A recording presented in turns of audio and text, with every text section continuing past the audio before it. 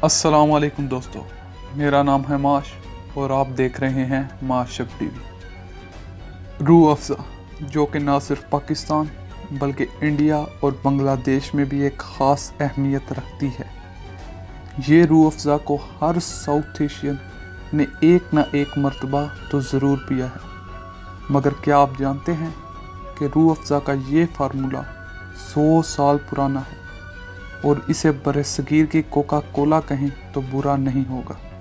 जैसे अमेरिका वालों के लिए कोका कोला एक ड्रिंक नहीं बल्कि उन्हीं के कल्चर का हिस्सा है, इसी तरह रूह अफ़ज़ा भी हमारे कल्चर का हिस्सा है। ये मशरूब पाकिस्तान के क़याम से पहले बनी 1906 में।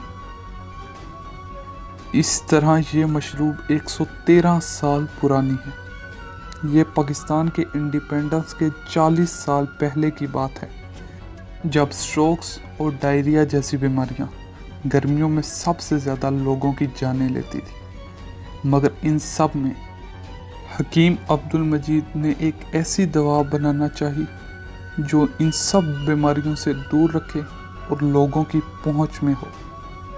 उन्होंने यूनानी दवा को पीसकर एक ऐसा पहला फार्मूला निकाला जिससे बरसगीर में एक खुशी की लहर फैल गई।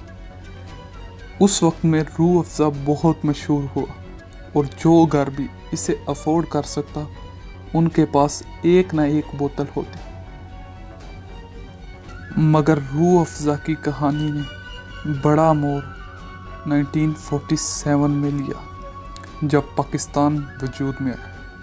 लोगों के पास जो कुछ था वो लेकर पाकिस्तान या इंडिया चले गए, मगर बॉर्डर इस आइडिया को ना रोक सका। अब्दुल मजीद के बड़े बेटे ने इंडिया रहने का फैसला किया और छोटे को पाकिस्तान भेज दिया। इंडिया का ये पार्टीशन ना सिर्फ दो देशों का बंटवारा था बल्कि एक फैमिली का भी बंटवारा था। उनके छोटे बेटे ने कराची में आकर रूह अफ़ज़ा की फैक्ट्री खोल ली और किस्मत ने उनका साथ दिया और ये एक इंटरनेशनल ब्रांड बन गया। आज इस सिरप की 1000 से ज़्यादा रेसिपी हैं, जिनमें Rooh Afza ice cream, falooda, milkshake, laddoo वगैरह शामिल हैं। अगर आप सोचते हैं कि रूह अफ़ज़ा की सबसे ज़्यादा डिमांड सिर्फ पाकिस्तान में है तो आप गलत हैं। 2012 में 2 करोड़ से ज़्यादा बोतलें इस सिरप की सिर्फ इंडिया में बेची गई। इस सिरप की डिमांड पूरे बरसगीर में नहीं बल्कि पूरी दुनिया में इस मुबारक माह रमज़ान में बढ़ जाती है, क्योंकि दुनिया के बहुत से मुसलमान इस सिरप के साथ दिन की सारी थकन ख़त्म करना चाहते होते हैं।